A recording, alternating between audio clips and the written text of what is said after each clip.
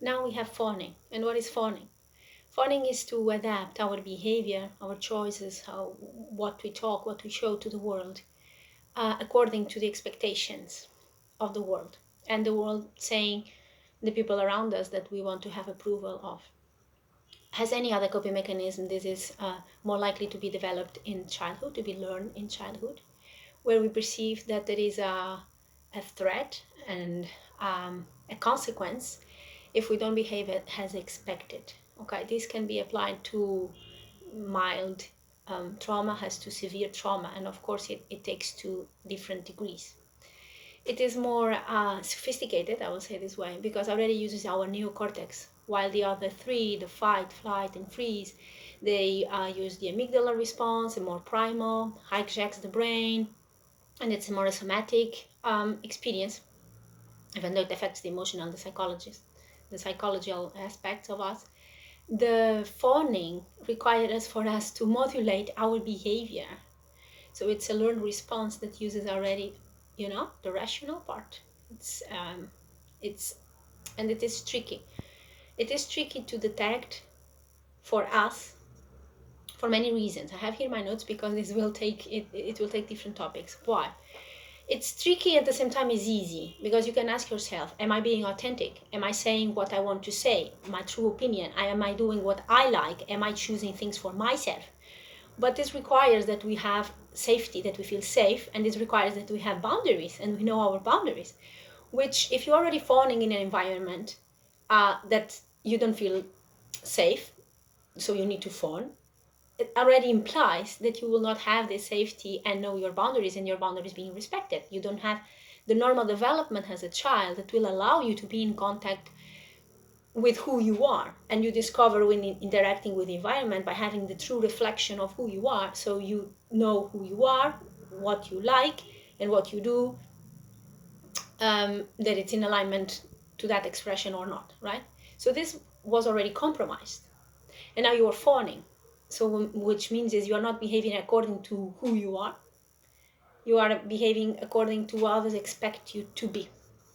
Okay, so this is the big thing that I said is tricky for fawning, because when you grow up like this, at some point in time, you don't even know who you are. You're just acting, thinking that you are that. You developed a personality, you developed tastes, you developed habits, hobbies, you chose a job, a friend circle, and an environment, and that doesn't represent who you truly are. And it's already so lost in time because you grew up like in that settings, right? So like I said, it's a development issue as well, because we didn't develop to be who we are. We developed to be who the environment required us to be for us to survive. And to survive, it doesn't mean that you are safe. It just means that you survived, but the threat is still there. So if you become yourself, you still perceive, or it can be perceived as a trauma response, or it can still be real. So I will not gaslight this here. We still perceive that we cannot be ourselves because it's still not safe. We will still not get approval. We will still not get connection. Our needs will not be met, right? Or whatever the consequence is for that. So this usually is associating with a label of people pleasing. When you know someone that says I'm people pleasing, or you say that person is like just behaving, like pleasing others. It's a response to trauma. It's not like the person doesn't have a character. Everyone is born with preferences, with needs, with wants, with specific features, and if they had flourished into themselves, they would not need to cope like this. So it's not like something to point out, like if it is a defect of the person. It's a coping mechanism, and it can be associated with labeled as codependency. So we can find this a lot in dynamics of codependent narcissistic relationships, obviously, and definitely also it's underlie with diagnosis of DID or other types of personality disorders. Okay, why? Because the trauma was there, and we needed to become something that we are not in order to exist in that environment. Which then leads me to the other topic that is related, and I will do a video just on this, but I need to talk about this, that is gaslighting. When we are fawning, we are gaslighting ourselves. whether the environment or not, it's also gaslighting us, and the people in our environment are gaslighting us. We are gaslighting ourselves. And what is that? Gaslighting is the effect of not perceiving reality as it is. Okay? Whatever it is that you hear, you see, you feel, you sense, you doubt it. You don't match that with the reality, with the truth. Okay? So of course, if you are fawning, you're gaslighting yourself because you are pretending that you want something that you don't. You are behaving, especially if you're a child, because if you are an adult, you can do that and say, okay, but I know the truth and I'm doing this, right? If you're a child, you don't. Why? Because also this monkey sees, monkey does kicks in. It's a natural behavior that we do. It's part of our socialization process that we will do what we see because it's how we learn. And this is not a coping mechanism in and of itself. It's just how it is. It's how we learn to survive, to interact with the environment. We see how others behave and what it works and what it doesn't. And then we learn and we go faster. That's why we have evolved as a species, and all species have evolved, right? We pass on the knowledge. So in this process of doing that, we get lost because we lost our sense of self. So it's not like we are doing this as a manipulation technique, even though it is, and I will call it as it is. But we start to do this as children, which means that we never develop a healthy sense of self, which means that we don't have boundaries, which means that we don't feel safe. Then we keep doing it, but we are not aware of it. But nonetheless, it's gaslighting because we are telling ourselves, we are giving an input of information towards ourselves that it's not real, even if it's not intentional. Okay. And this I go to being this a manipulation technique even where we are aware or not. Why? Because we are behaving in a way that we attempt to manipulate how others perceive us so we can feel safe. I'm not judging this. I'm putting this as good or bad. It's beyond good or bad. Like trauma is beyond good or bad. It's what it is. It's what happened. It's the mechanism, and it's the cause, and it's the effect.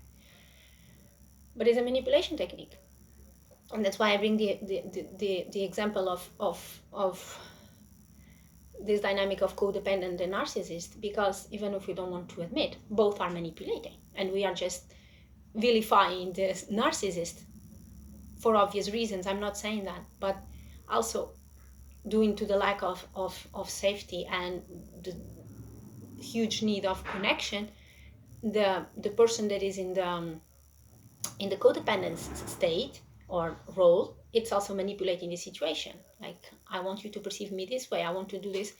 So it's not coming from a place of openness and safety, but to keep themselves safe, right?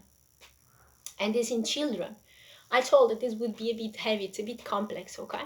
And take it as you want, or make questions, but I'm aimed to share everything that I have absorbed and understand around this Fawning, because it impacted me a lot.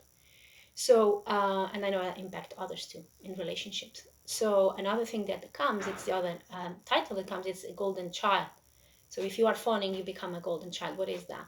Is the child that is obedient, that is easygoing, that always has everything in order, doesn't throw tantrums.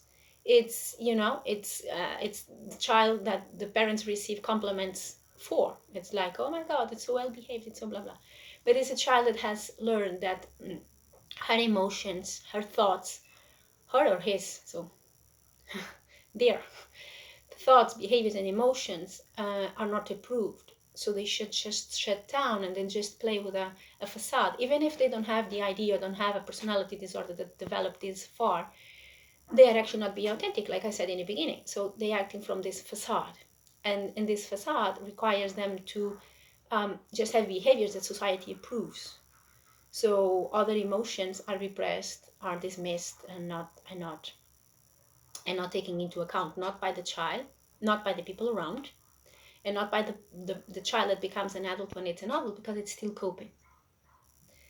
And this affects relationships, because if they are people that are behaving in the same dynamic, it will be just a match, and then they just keep the pattern. If it is people that is not the same dynamic, the person that it's in that role and it's not aware will not know, so it will just dismiss their own needs over and over again. So it will not heal. So the only thing that can actually bring happiness and alignment again to this person, it's awareness. Okay? So taking this further, if you are the golden child, but at the same time you are scapegoated, scapegoated is you're being blamed by whatever the situation is. So you are in a dysfunctional environment, in a dysfunctional household, something doesn't work, and your behavior is a reflection of it because you're just a child, right? And you go like, but how the behavior if I am the golden child? I don't explain. You become the golden child because you are being scapegoated, which means that you try to control so much the environment around and how you behave, so you are not being blamed and felt that you are the problem and that everything is your fault, or you have internalized fault, so you have a sense of power over the situation. Say, okay, it's my fault. It's not that mom or dad don't like me. It's like it's because I behave like this. You see, so you take a bit of sense of power back um, from blaming yourself. So if you are in this environment of being scapegoated and you start fawning to cope, it will aggravate the golden child mechanism because you will try to control even more what you say, what you do, you you know how you behave. So others don't come at you so much. So this gets aggravated. That's what happened to me. And then on top of it, I had different alters. I have alters that were fully embodying the role of being scapegoated, and others the golden child, and others a mix, and then the whole cooking, right? The whole mix. Um, so this just to say, let me come back to the idea. Um, this just to say that being a golden child doesn't exclude that you are also the scapegoat. They were seen as separate, right? Either you go one sibling thinks one path and the other similar thinks the other. It's not, to the experience that I have and what I have learned, it's not that. Okay, one can even aggravate the other. That's actually what happens. Now, I will bring a third topic to this, that is fawning in children when they are under abuse. That is more severe. There is either sexual abuse, there is extreme neglect, there is violence, there is presence of father or mother that deals with addiction. Okay, and there is a video that I wrote that will help. It's like 5 reasons why children don't talk about abuse, and I explain all the details there. But here, what I want to cope this with fawning is that fawning in children makes it super hard to detect abuse. Why? Because they are behaving as expected. They go to school. Maybe they are even good students. I was an excellent student. Maybe they play. Even if you talk about or make questions about mom or dad or comes in a conversation, they will say what is expected from them. And it's like, okay, if the child is not talking, if the child is not behaving, how we detect the abuse, right? It makes it hard. So I will not go into this now, but just to leave a note that fawning is so complex because already, like I said, involves other parts of the brain that leverage on our ability to understand the environment, our ability to tune into people's needs and motivations outside of us. And we take that responsibility so big in us, like that responsibility of focusing on other people's needs and wants when we are children instead of our own, and have people helping us focus on us, right? We decentralize so much our attention and in our life. And like I said, that's why we lose a sense of self, because our focus is on others and on the environment and so on. So we leverage on that capacity that we humans naturally have. And we just focus on that and we live from that state, from that place. So the child is not connected with themselves. They even can evade the abuse and have all the techniques. That's why trauma happens. And I developed the idea, evade reality. So the abuse, it's not even happening, right? It's like they, on their daily life, they put this aside. They avoid, they hide, they repress. So just to understand that, it's super important to go to the depths of fawning if we are dealing with children and we want to help them dealing with abuse. Okay? This is my final note. And as always, don't be hard on yourself. Whatever you are going through, whatever you see in you, don't judge yourself. If you saw a behavior that it's like, oh my God, how I did this. Oh my God, why did I chose this? Why did I? Don't be hard. You are coping. It's not who you are. It's not you have chosen if you had grown up in a maybe healthier and loving environment. So just see things for what they are, accept them, digest them, and sink in the truth that now you can choose different. You can do something different because now you don't need the coping mechanism to live anymore. So you let it go and you embrace your new you, embrace your authenticity.